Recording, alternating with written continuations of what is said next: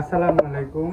এই যে এই মুরগিটা এই কয়দিন যাবত মানে সবগুলো এখানে যত মুরগি আছে সব শুধু এটাকে ঠুকাচ্ছে এবং ঠুকায় কি অবস্থা, মনে হচ্ছে যেন একে সেই এক ঘরে যেটা বলে সে এক ঘরে করে দিয়েছে।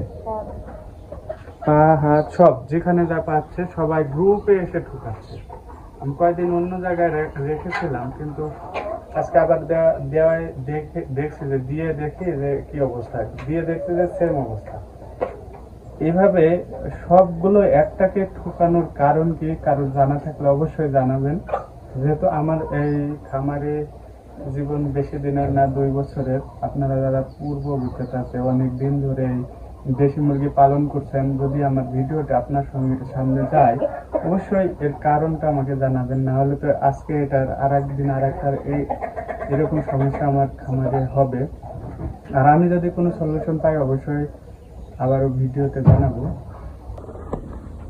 আমি এই মুরগিকে এখন হলুদের গুঁড়া আর সরিষার তেল একসাথে মিক্স করে যেখানে যেখানে ক্ষত সেখানে সেখানে দিয়ে দেব। একটু মুরগিটা একটু ধরো,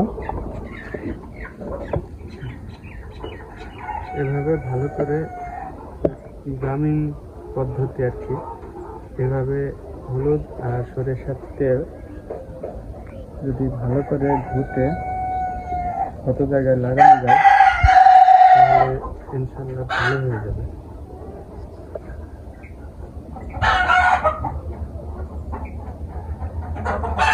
যন্ত্রণা হচ্ছে অনেক, পুরো মাথা। আর একটু মনে হয় লাগবে নাকি, কি অবস্থা করে দিয়েছে মুরগিটা।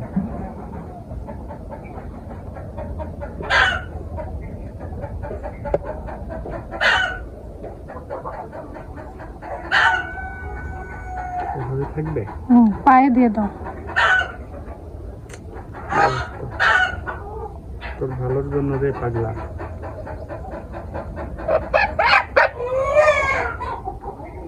আসলে এক ধরে জীবন খুব কষ্ট, এটা আলাদা থাকতে হবে এখন। হয়েছে, চলো চলুন কোথায় রাখি দেখাই। আমরা এখানে একে রেখে দেবো। নিচে টাইগার মুরগির উপর একটা খাঁচা, এখানে আমার ছোট মুরগিগুলো ছিল।